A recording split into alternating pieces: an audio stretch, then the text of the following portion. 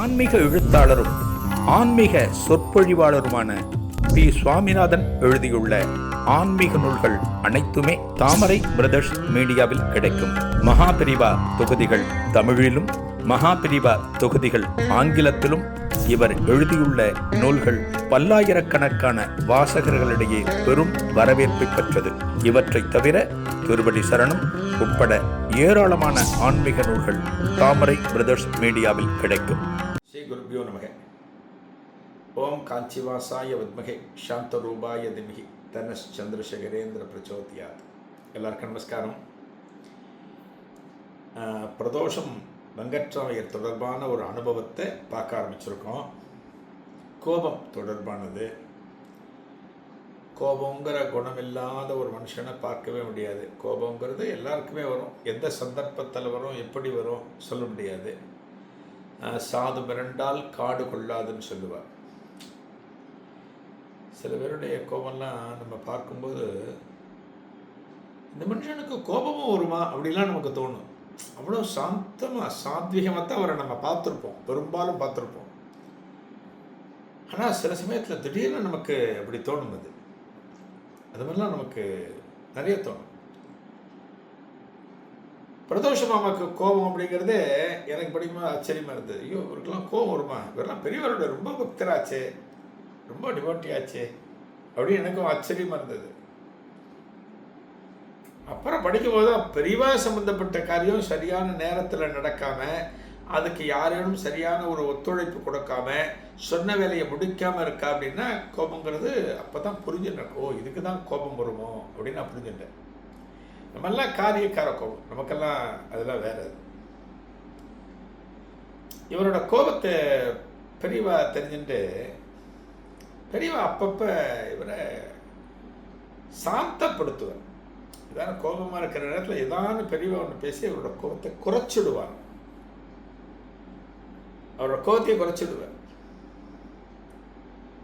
இது இன்னும் கொஞ்சம் பார்த்தேன்னா இவரோட பக்தாள்லாம் இருக்காள், இவருடைய தொண்டர்கள், இவருடைய சீடர்கள்னு சொல்லலாம். இவருக்கு நெருக்கமானவா, இவரை ஃபாலோ பண்ணுறவாள்லாம் அடிக்கடி விட்டு போவா. எல்லாருமே அவட்டெலாம் நன்னா கோபப்படுவேன்,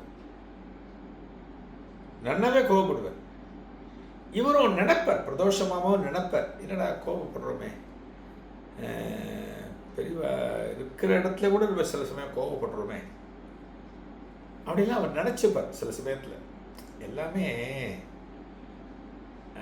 என்ன சொல்லுவாள், இந்த டிசம்பர் மாதம் சொல்லுவாள் 31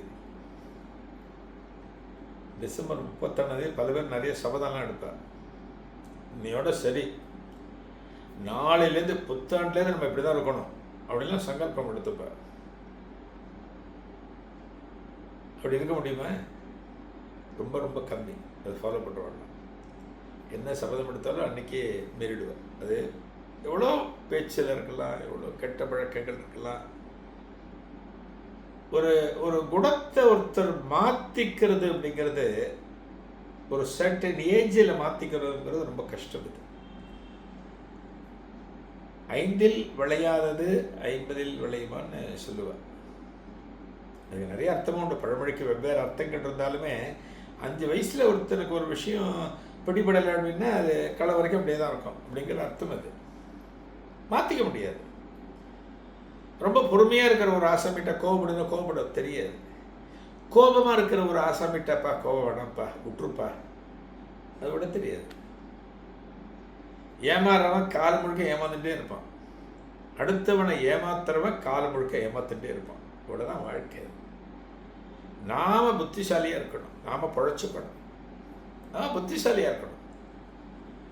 ஒரு குணம் இது நல்ல குணம் இல்லை அப்படின்னு நமக்கு தெரிஞ்சாச்சுன்னா அதுலேருந்து மீண்டு வரணும், அதை மாற்றிக்க பார்க்கணும். பிரதோஷமாக முயற்சி பண்ணினேன், இந்த கோபத்திலேருந்து வெளியில் வரணும், கோபமே கூடாது அப்படிலாம் நினைப்பார். ஆனால் முடியாது. டப்புட்டு கோபப்பட்டுருவார். பொசுக்குன்னு கோபம் வந்துடும் அவருக்கு. அவருக்கு கோபம் வந்தாச்சுன்னா நம்ம என்ன பண்ணுறோன்னே தெரியாது, யாரை என்ன சொல்கிறோன்னே தெரியாது. அந்த டயத்தில் எதுவுமே நமக்கு ஒரு விசிபிலிட்டியே இருக்காது. கண்ண முன்னு வார்த்தையை விட்டுருவோம்.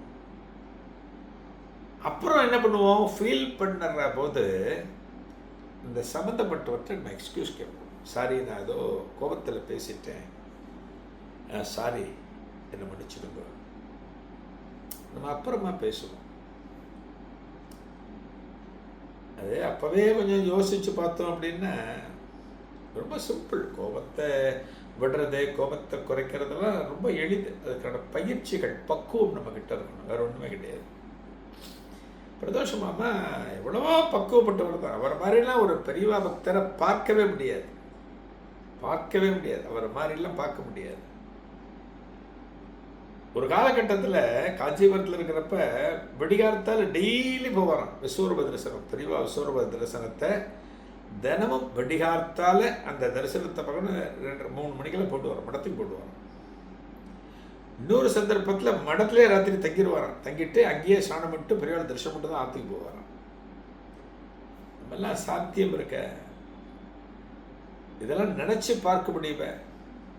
நம்மெல்லாம் இன்றைக்கி மடத்துக்கு போகிறோம், ஒரு வழிபாட்டு இடத்துக்கு போகிறோம் அப்படின்னா காலில் கஞ்சியை கொட்டின்னு போகிறதுன்னு சொல்லுவாள். அது மாதிரி தான் நம்ம போகிறோம்.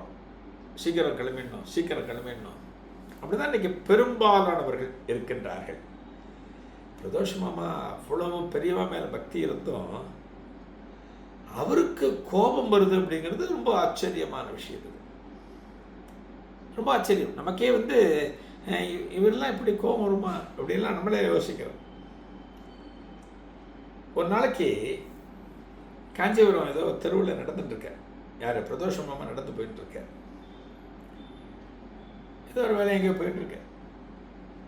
அப்போ வெக்கு விநாயகரம் கடம் இருக்கார் இல்லையா, கடம் வித்வான் ஒரு இத்தப்பில் வந்துட்டுருக்கார்.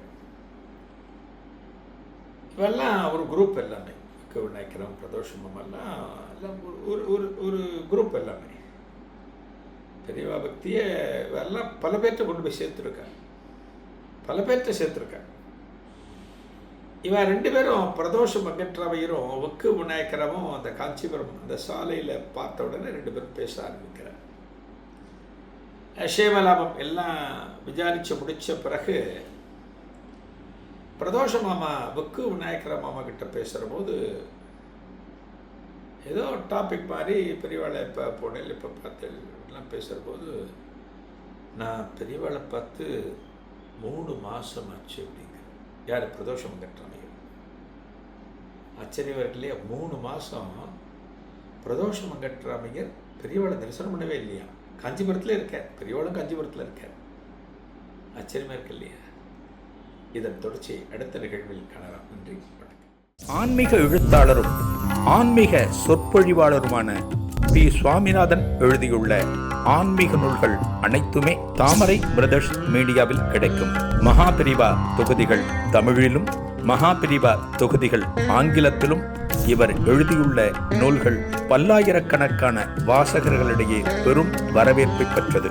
இவற்றை தவிர திருவடி சரணம் உட்பட ஏராளமான ஆன்மீக நூல்கள் தாமரை பிரதர்ஸ் மீடியாவில் கிடைக்கும்.